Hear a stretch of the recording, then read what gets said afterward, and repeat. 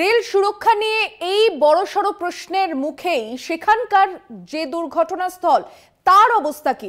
আমাদের প্রতিনিধি কৌস্তব ভৌমিক সেখানে পৌঁছে গিয়েছিলেন, দেখব তার প্রতিবেদন।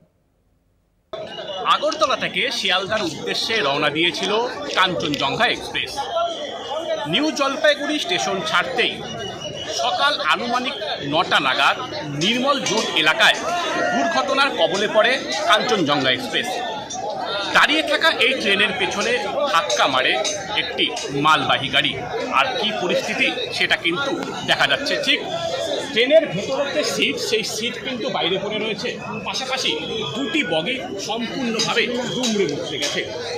স্থানীয়দের তৎপরতায় বলা যেতে পারে প্রাথমিকভাবে উদ্ধার কাজ শুরু করা হয়। পরবর্তীতে এনডিআরএফ, এসডিআরএফ, পুলিশ, সেনাবাহিনী থেকে শুরু করে আধা সেনা যারা জওয়ান তারাও কিন্তু এই উদ্ধার কাজ করতে নেমে পড়ে।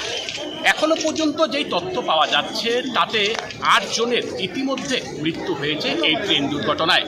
ঘটনাস্থলে এসে উপস্থিত হয়েছেন দার্জিলিংয়ের সাংসদ রাজু বিস্তা, রাজ্যের মন্ত্রী বুলুচিক বড়াইক সহ অন্যান্যরা।